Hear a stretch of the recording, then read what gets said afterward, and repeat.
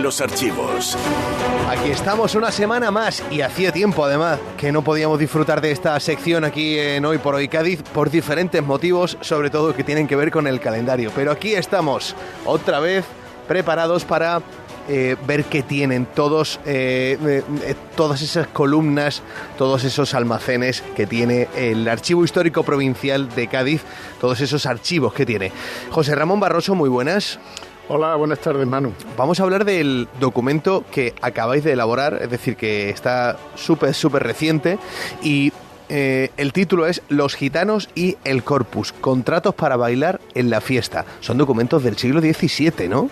Efectivamente, son ahora que se cumplen 600 años de las primeras noticias, que son pocas, de la llegada del pueblo gitano a nuestro país, pues de alguna manera queremos contribuir con este documento a esa ausencia de noticias por escrito, porque por las circunstancias especiales del pueblo gitano, y desgraciadamente no han dejado muchos testimonios escritos, y los que hay muchas veces son a petición de otros, no por motu propio de ellos, ¿no? ¿Qué podemos extraer?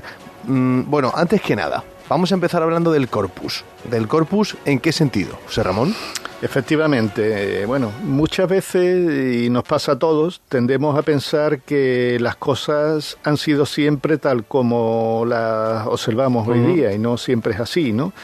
Si viajáramos al siglo XVII o pudiéramos hablar con alguien de aquella época, veríamos que el calendario de fiestas no es exactamente igual que hoy día, ¿no? En aquel momento la gran fiesta no era el carnaval, no era la Semana Santa, no era, que existían por supuesto, no era la Navidad, sino que era el Corpus. El Corpus es una festividad que desde los poderes tanto religiosos como civil se trataba de potenciar y de darle una especial relevancia, ¿no?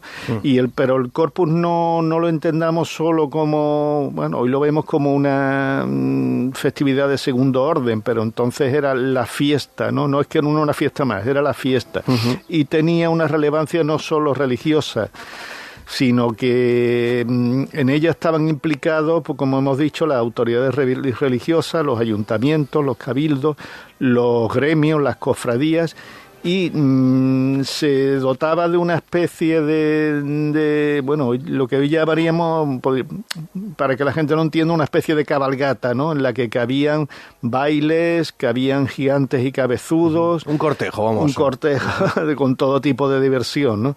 Bailes, como hemos dicho, gigantes y tarascas, que luego si quiere explicamos un poco lo que son. Y claro, y el sentido de esto era atraer gente a la fiesta, porque claro, si le ponemos solo la parte religiosa, a lo mejor no tiene tanto atractivo para el gran público.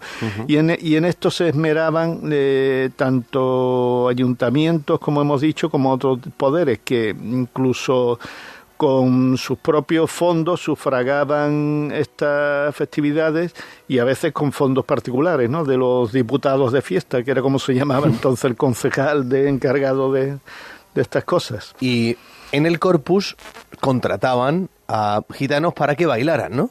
Efectivamente, y volviendo a lo del principio, con esto, a lo largo de años que llevamos en nuestro trabajo, hemos ido encontrando, a veces por referencia que nos han dado otros investigadores, a veces nosotros mismos, contratos que se le hacen a gitanos, a grupos de gitanos, para que bailen en estas festividades. En este caso concreto, tenemos unos 9 o 10 contratos que hemos analizado en distintos pueblos y ciudades: Medinasidonia, Puerto Real, Vejer de la Frontera y Cádiz. Y bueno, tiene la importancia que por un lado nos están dando testimonio de este grupo étnico, de los gitanos, y por otro lado nos están diciendo qué se les pide que hagan y a cambio de qué.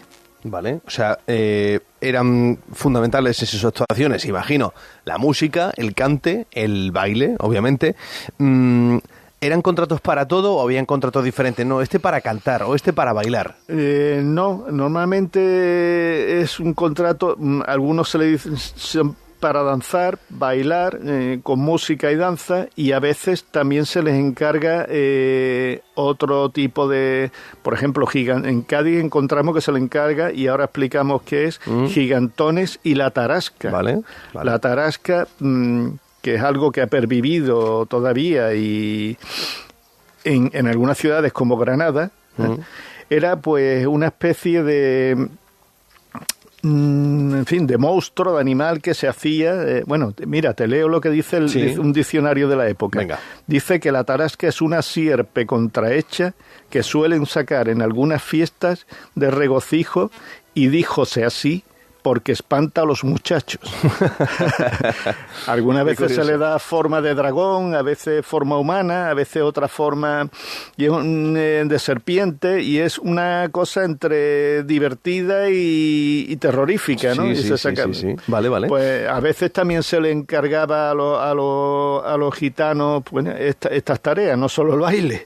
Porque ellos, como podríamos decir, claro, es que el encaje del pueblo gitano en Europa es un poco difícil, ¿no? Digamos que es una sociedad muy rígida, donde todo está muy estructurado. Si naces campesino, te mueres campesino. Si naces señor, te mueres señor. Y los gitanos eran como un elemento extraño ahí, ¿no? Que no acababa nunca de encontrar su sitio. Y uno de los pocos encajes que tienen, o de los pocos profesiones que encuentran, es esta de ir como de músicos ambulantes, ¿no? Por las distintas ferias y por las distintas festividades. ¿El primer contrato que tenéis es este de 1627, de Medina Sidonia? Sí, bueno, tenemos uno de Medina Sidonia, 1627, en el que se le obliga en la fiesta del Corpus a un cortejo de 10 personas, de gitanos, entre ellas un tamborín, que se le llama, que me imagino que es el que toca el tambor, una cítara y los otros 8 con sonajas, los cuales han de sacar la dicha danza en la víspera del Corpus, en la tarde, al día siguiente y todo el día de la octava. Y se dice, todos con libreas blancas y flores de colores. O sea, se dan hasta los detalles de cómo tienen que ir vestidos. Efectivamente. Qué curioso. Yo creo, que también se busca a los gitanos porque eran algo, en aquella época, algo exótico, ¿no? Que si hubieran tenido un grupo de maoríes haciendo la jaca, lo hubieran metido también, ¿no? Claro. Pero claro, eran... Hoy día tenemos más asimilado lo que son los gitanos, pero en aquel momento eran algo más exótico. Además, vestían de una manera atípica, iban muchas veces con argollas de oro, con pendientes. Sí, que era llamativo, claro. Vestidos de... Además, se les pide eso, ¿no? Que vayan vestidos con flores de colores, Entonces, es un valor que se le da, ¿no? Y también se dice, mira, en otro contrato de Medina también, en 1654, se dice que debe entrar un tañedor y un tambor con su flauta y un boxiguero. Un boxiguero debe ser uno que tocaba la gaita o algo así. Y los demás han de ser bailarines y bailarinas, y todos han de ser gente moza y muy galante. Quiere decir que buscan... Bueno, por supuesto buscan que guste, ¿no? Pero claro. Que no le vayan a poner gente ya mayor o con poca gracia, ¿no? Que lo que de alguna manera en los gitanos se busca eso, ¿no? La que tengan la gracia o que tengan algún... Y estos contratos, porque por ejemplo el siguiente de 1656, también en Medina Sidonia, veo que dice aquí, se nos ha de pagar 80 ducados en dineros y una oveja. Esto lo escribían ellos. Bueno, eso es lo que ellos pedirían y lo redactaba quien redactaba. Sí, pero bueno, es un buen apunte porque ellos muchas veces la forma de pagarle no es... a veces se le paga en metálico y a veces se le paga con víveres y con bienes. De hecho, tenemos un contrato en Vejer, que dice que se le pague, además del dinero, una fanega de trigo, una arroba de vino de despensa y 12 libras de carne de vaca, además de 40 ducados. O sea que... Joder, ese contrato iba bien cargado, ¿eh? Ellos, de alguna manera, claro, eran gente que muchas veces eran errantes y buscaban también así su sustento, ¿no? No solo con dinero, ¿no? Hay contratos también en Puerto Real, que son más o menos similares a los de Medina, ¿o son diferentes? Sí, no, más o menos. Bueno, también tengo que decir que muchas veces no era solo el día del Corpus, se le contrataba y había un calendario que iba desde las cruces de mayo hasta la víspera del Corpus, el día del Corpus, y dicen, y toda su octava, quiere decir toda la semana, había como una semana grande, ¿no? Y, por ejemplo, en este de Puerto Real, pues se dice, bueno, siempre tienen cláusulas que llamaríamos de resguardo, ¿no? Porque como que no se fían mucho de los gitanos, ¿no? Bueno, cosa que, bueno, era hasta cierto punto razonable, porque son gente que van de pueblo en pueblo y no, pues claro, siempre había el temor de que no apareciesen el día, entonces se le paga por adelantado una parte y otra al concluir la fiesta. Sí.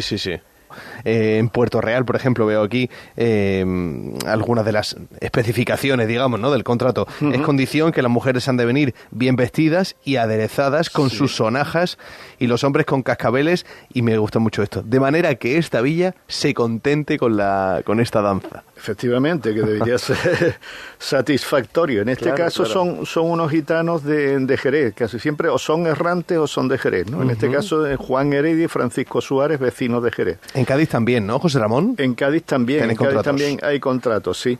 Y ahora te contaré una cosa muy curiosa de Cádiz, que es que se le hace en 1687 se hace un contrato a través de un fiador. Un fiador podíamos entenderlo como una especie de agente, ¿no? Los gitanos no tenían su propio manager, sino que era...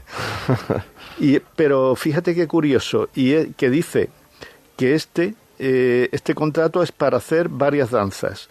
Una de un sarao con 8 personas y su violín, y la otra, la del cascabel, es una danza, la del cascabel, con otras 8 personas y el tamboril, y sacará la tarasca, gigantes y bolingueros, y aquí lo importante, todo compuesto por gente española sin interpolación de gitano alguno. ¿Qué quiere decir esto? Que ya empezaba a haber en aquel tiempo cierto recelo hacia los gitanos, cierta discriminación, ¿no?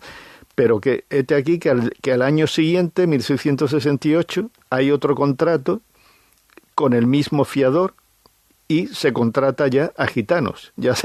O sea que en el año anterior no debe quedar muy satisfactorio los que contrataron o no y volvieron a recurrir a gitanos, que se les contrata para el Corpus y la octava con 8 personas y su vigolín.